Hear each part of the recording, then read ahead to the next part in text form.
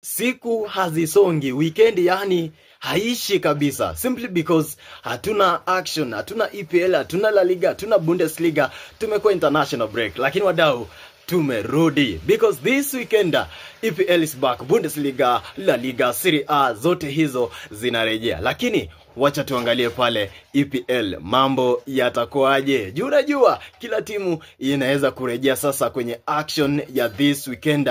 Na unajua mwana Arsenal bado yupo angali anaongoza kileleni mwa jedwali lile akiwa na alama 26.